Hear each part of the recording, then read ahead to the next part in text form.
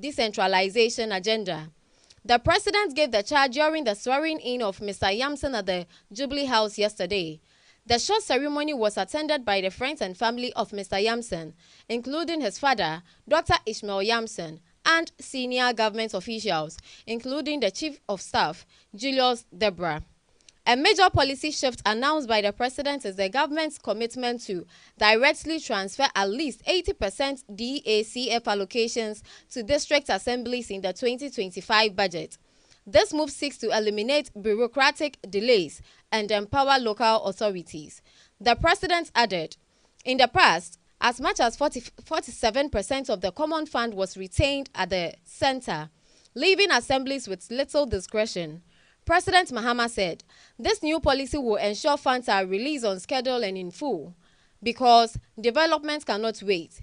The president emphasized that decentralization was meaningless without financial autonomy for local governments. He stated that his administration was implementing digital tracking systems to enhance transparency and accountability in fund utilization. He further stated that they are working to eliminate inefficiencies, promote best practices, and ensure every cedi reaches its intended purpose, accelerating infrastructure, job creation, and service delivery.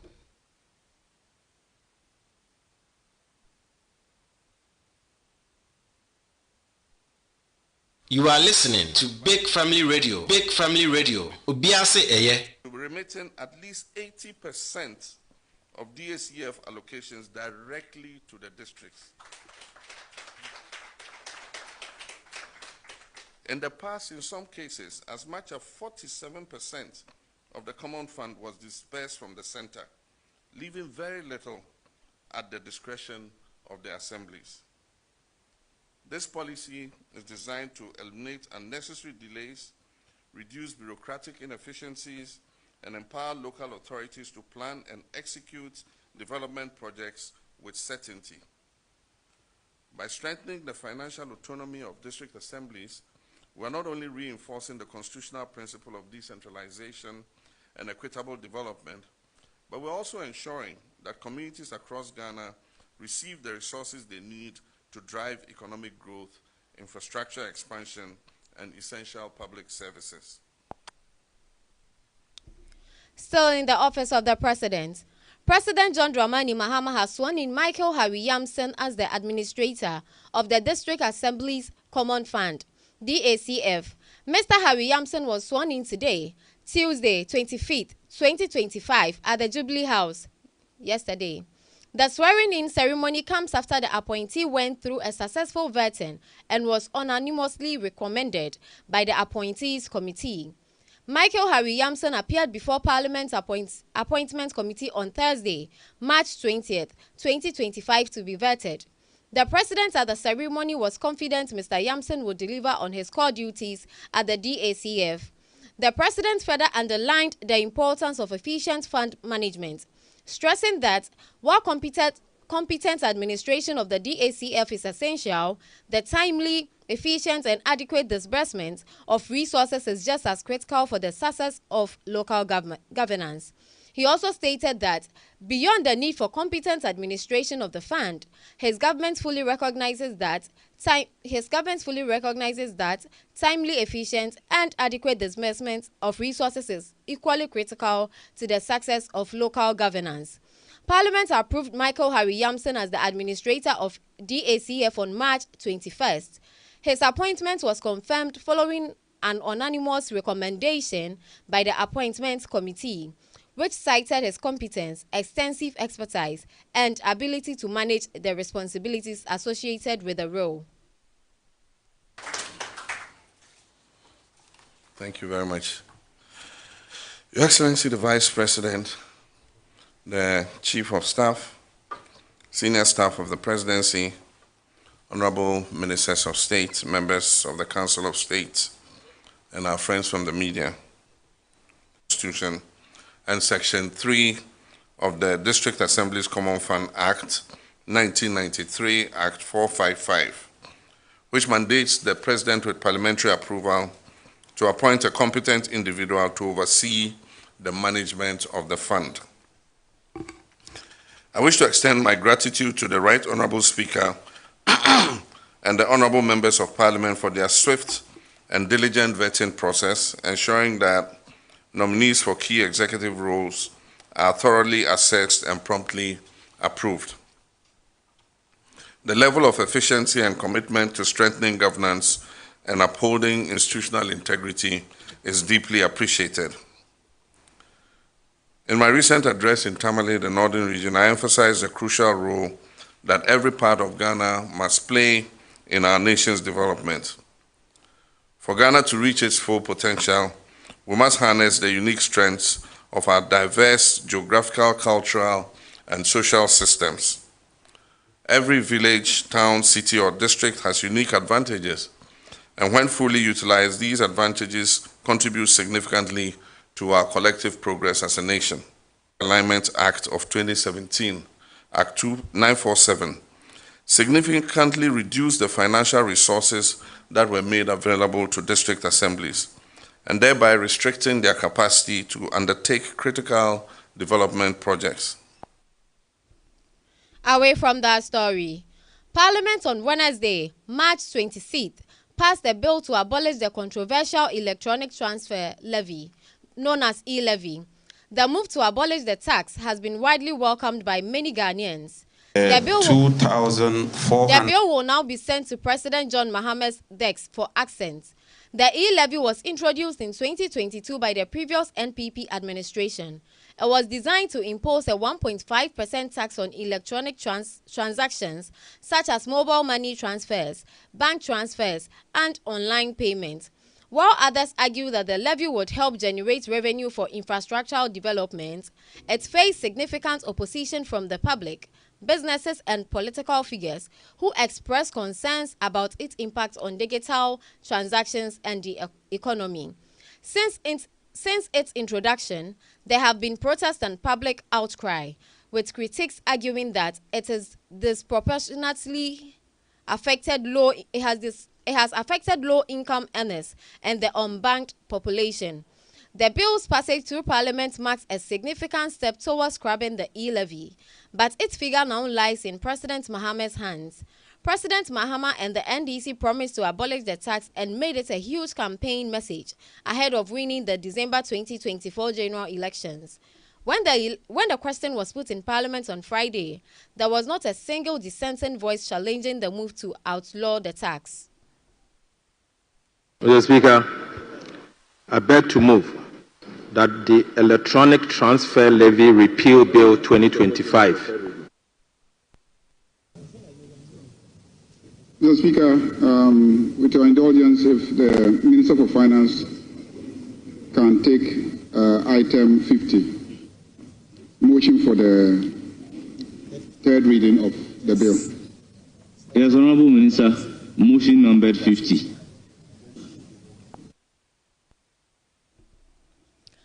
Still in the House of Parliament, Parliament has approved the repeal of the Electronic Transaction Levy, e-levy, marking a significant policy shift in Ghana's digital taxation. The decision follows the passage of the Electronic Transaction Levy Repeal Bill 2025 by Parliament on Wednesday, March 26, 2025. The e-levy, which was first introduced in March 2022 under the previous New Patriotic Party (NPP) administration, was imposed on electronic transactions including mobile money and bank transfers. Initially set at 1.5%, the rate was later reduced to 1% in January 2023 due to public backlash. The Minister of Finance, Dr. Kaysola Tofolsen, had announced the 2025 budget statement to Parliament that the government intended to abolish the levy, along with other tax measures, including the 10% tax on lottery winnings, commonly referred to as the betting tax, and the emission tax. Presenting the 2025 budget statement to Parliament on March 11th, Dr. Folsen explained that the move was part of a broader effort to ease the tax burdens on citizens while strengthening social protection programs. The scrapping of the e-levy is expected to bring relief to individuals and businesses that had opposed the tax since its introduction. Critics argue that the levy the levy affected low-income earners and stifled financial inclusion by discouraging the use of digital payment platforms. Protest and public outcry against the levy had been persistent, with many questioning its effectiveness in generating the projected revenue. Dr. Forson acknowledged the economic challenges facing the country, including currency depreciation, hyperinflation, high taxes, and rising fuel and electricity prices. He stressed that although the e-levy and other taxes were being repealed, Ghana's economic recovery would still require sacrifices and fiscal discipline. Mr. Speaker, I beg to move that the Electronic Transfer Levy Repeal Bill 2025 be now read the third time. I so move, Mr. Speaker. Honorable members, question numbered item 50 at page 12 of today's order paper, accordingly moved by the minister responsible for finance. Any seconder? Yes, Speaker, I second the motion. Honorable members, the motion is moved and seconded, and it is for the consideration of the House. Honorable members, motion accordingly adopted, and the Electronic Transfer Levy Repeal Bill 2025 is read the third. Honorable members, the question is, those in favor say aye. Those against say no. The volume of the work is making me speed up. Honorable members, the ayes have it. An act to repeal the Electronic Transfer Levy Act 2022, Act 1075, and Moving away from the House of the Parliament, Majority Leader Mahama Ayariga has hailed the 2025 budget as proof that President John Dramani Mahama is a talk and do leader, committed to fulfilling his campaign promises. Speaking after the parliamentary debate on the budget statement on Tuesday, March 25th, Mr. Ayariga commended the administration for its decisive economic measures. According to him, the budget presented by Finance Minister Dr. Keselato Folson clearly demonstrates President Mahama's dedication to easing the financial burden on Ghanaians. Mr. Ayariga said that the president assured the people that certain taxes would be scrapped, and true to his words, this budget delivers on that promise. He specifically highlighted the removal of the unpopular electronic transaction levy, e-levy, and betting tax, among others, as a bold step towards economic relief. Unlike past government that imposed excessive levies, this administration is showing real commitment to alleviating the tax burden on citizens, Mr. Ayariga remarked.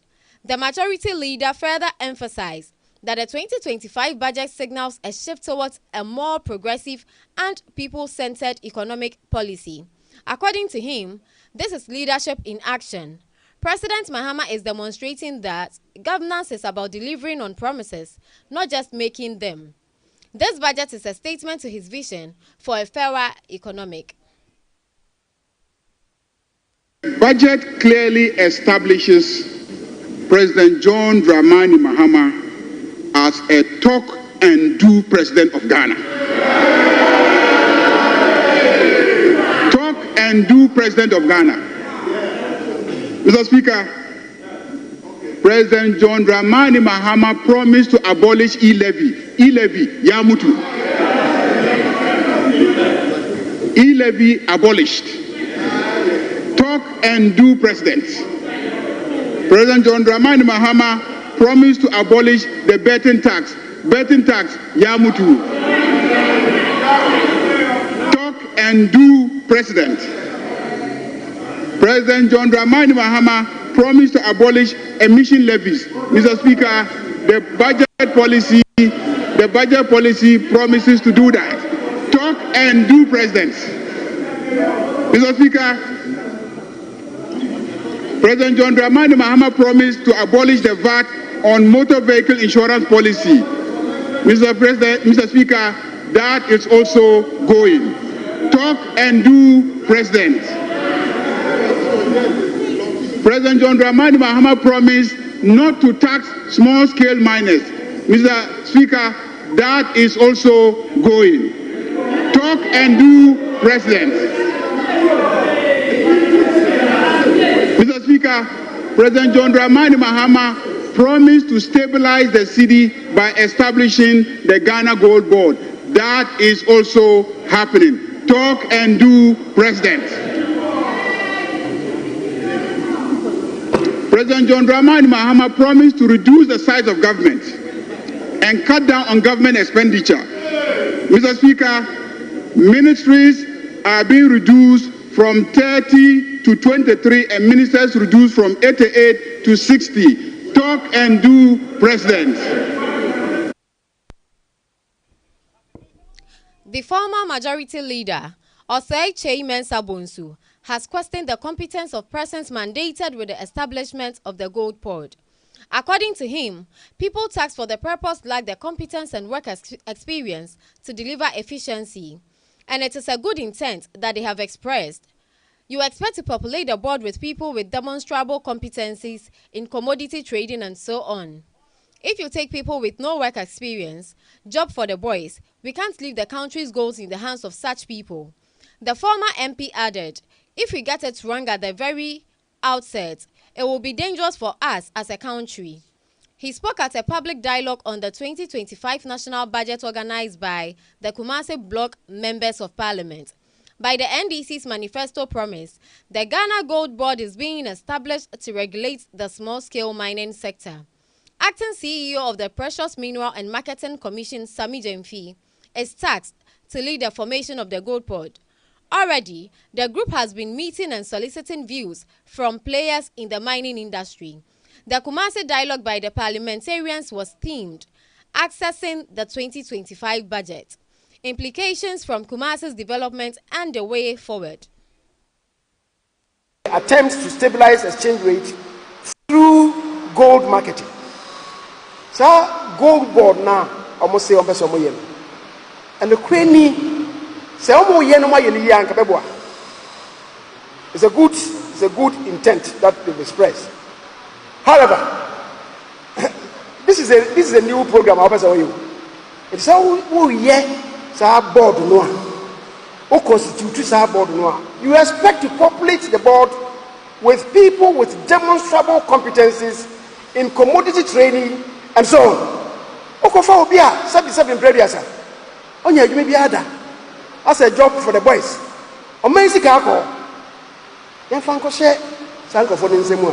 If we get it wrong at the very outset, it will be dangerous for us as a country. The policy is good, but its implementation, yes, sir.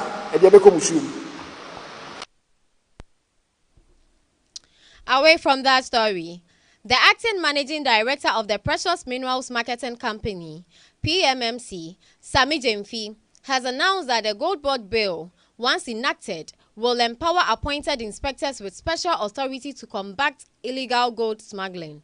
Speaking in an interview, he noted that Ghana has faced challenges in enforcing gold smuggling laws due to the absence of a dedicated agency responsible for addressing the issue. According to him, Ghana is not enforcing the law on gold smuggling and doesn't even know the agency that is dedicated to fight against gold smuggling, and have left it to the normal security agencies. But now, you are going to see in this bill special powers given to the Gold Board, such as the right to appoint Gold Board inspectors.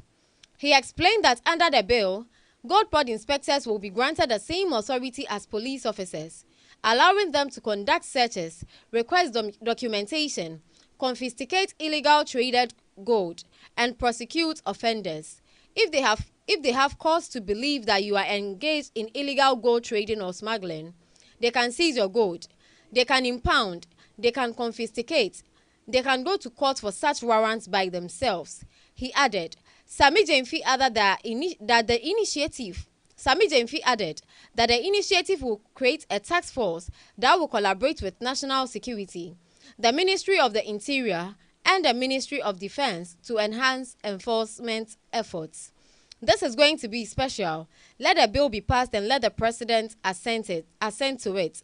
You can't totally eliminate them, but for the first time, you will see gold smugglers being arrested, their gold seized, and them being taken to court to be prosecuted and convicted.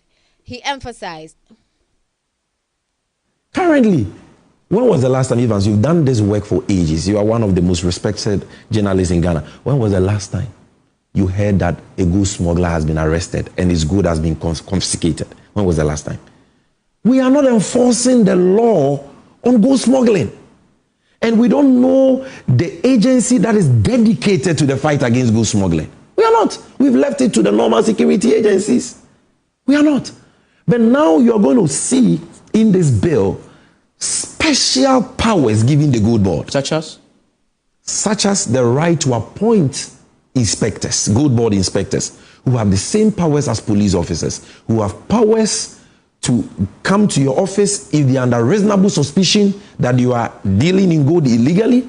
They can search, they can ask for documents, and if they have cause to believe that you are engaged in illegal gold trading or smuggling, they can seize your gold, they can impound, they can confiscate, okay? They can go to court for search warrants. They by can themselves. Go for injunction. By themselves. So the Attorney General is ceding part of his powers to that special inspector. Exactly. Then with the gold board can maintain a task force in collaboration with other security agencies, and we are going to do that with national security. The Ministry of Interior, the Ministry of Defense are all going to be involved. This is going to be special, and we know the rules. We know those involved in the smuggling and all that. We know. And you trust me, you will see what will happen. Let the bill be passed and let the president assent it. You can't totally eliminate them, but you will see for the first time gold smugglers being arrested,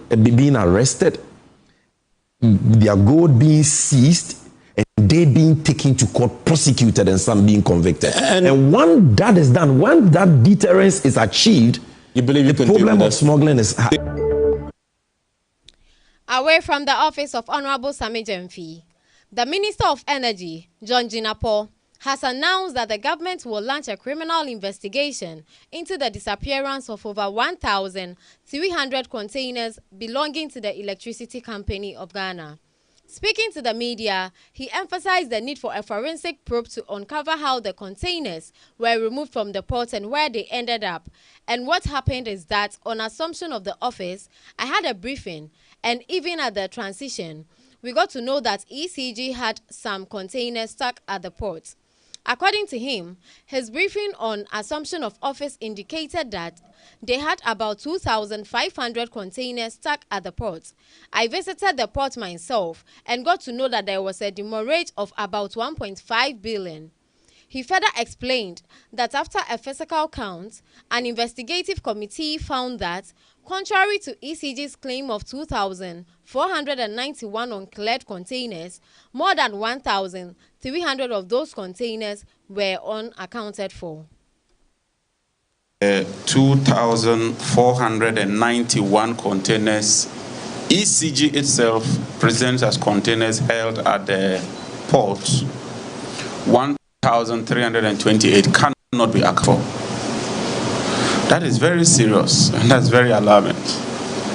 And I assure you, we would conduct a detailed investigation into this matter, and somebody or some people will be held liable for this. 1,328 containers cannot just vanish into thin air. Somebody must be held liable for this. And I assure you that we would hold people liable for this.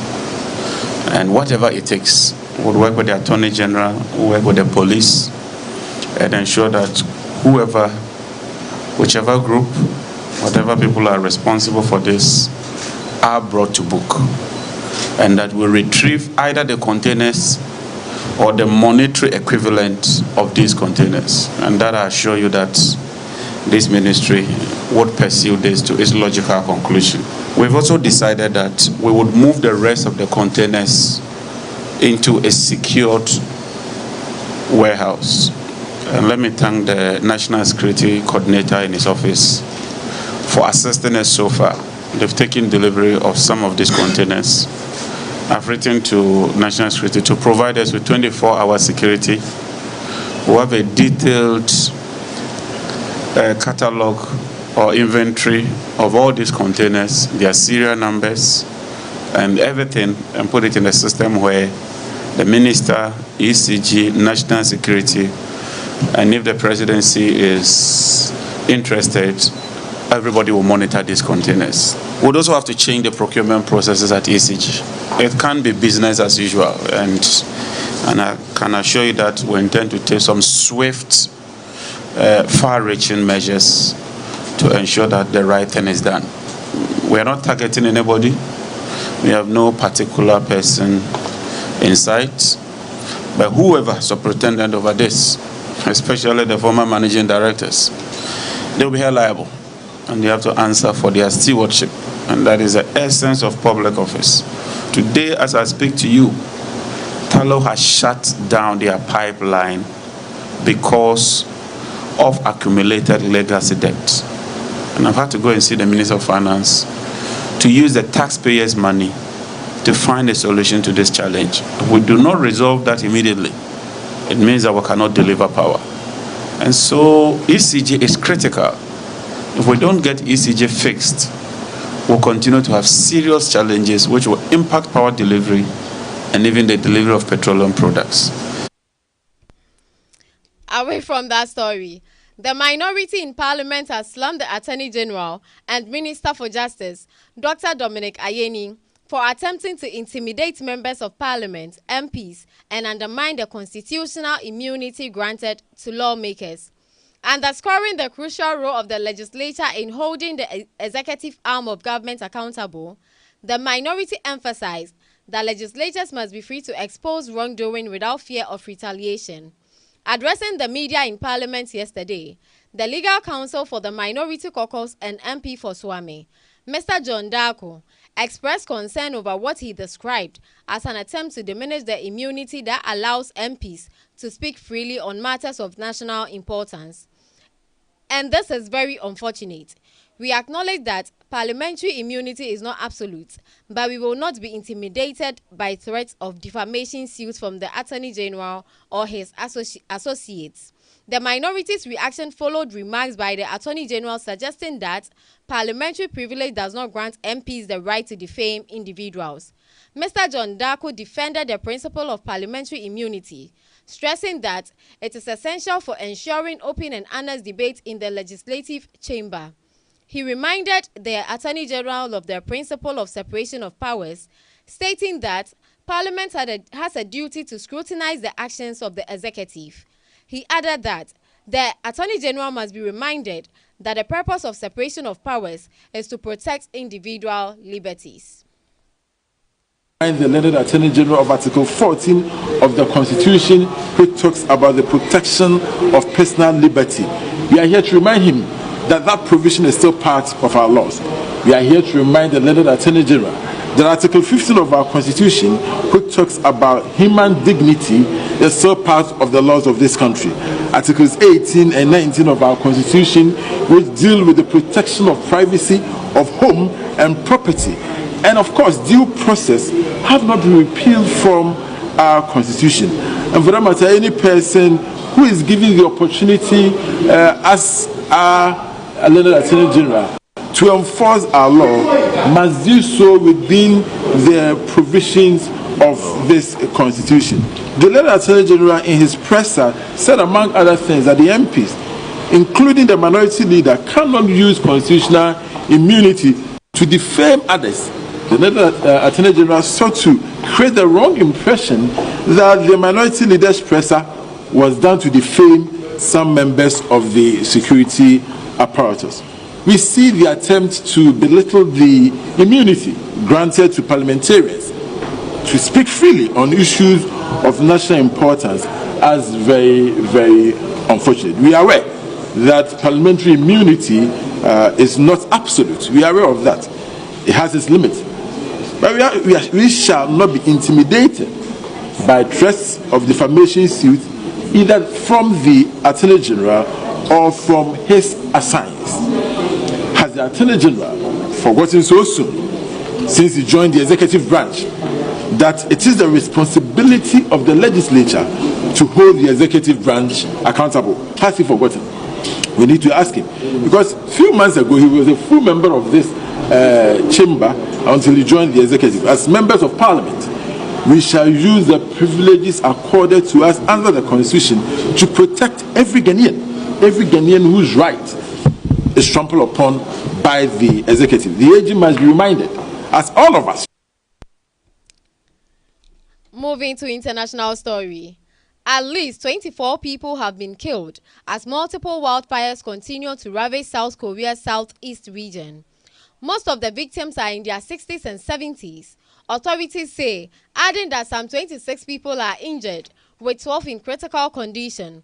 More than 23,000 people have been forced to flee their homes.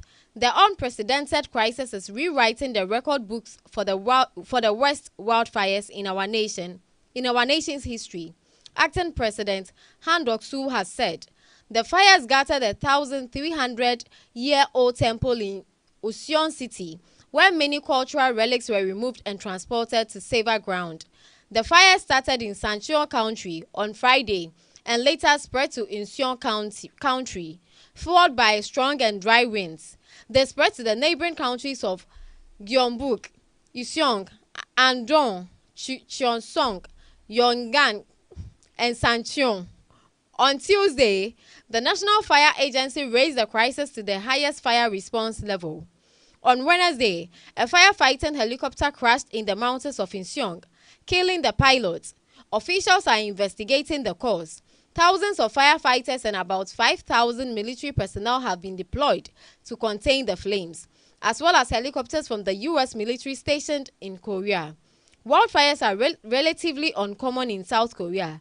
The current fires are already deadliest in its history. About 17,000 hectares, 42,000 acres of forest have also been destroyed, making the fire the third largest in South Korea's history in terms of area. In the world of entertainment, Ghanaian socialite and businessman Richard Niyamakwe's bank accounts have reportedly been frozen after his lavish 40th birthday party. According to reports from High Street Journal, the founder of Bill's Microcredit had his accounts frozen over alleged inconsistencies in his tax declarations. Richard Niyamakwe, who recently bought a custom-branded private jet and a Bugatti Chiron, is believed to be linked to 29 separate companies, with his tax filings not matching the financial obligations he is expected to meet. The Ghanaian businessman became a trending topic on social media after he threw a lavish party in Ghana to celebrate turning 40.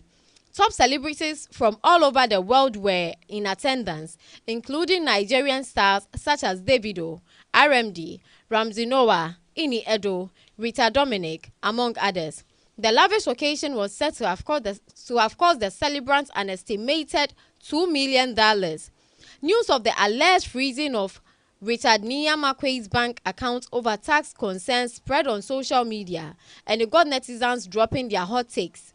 Some social media users explained that they saw this coming.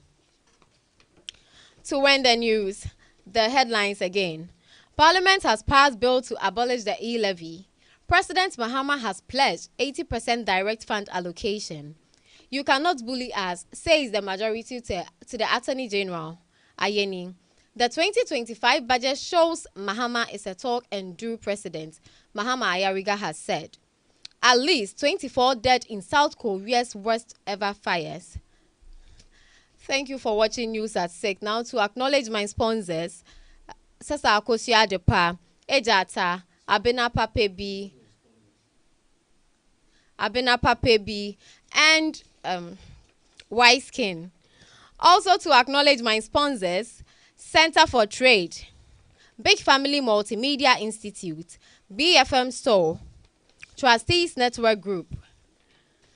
You can follow us and also watch us live on Facebook at BFM Network and ABK TV Ghana. Thank you for watching News at 6, and thank you for joining us and listening also. My name is Esther Akusia Gbobli. Have a good evening.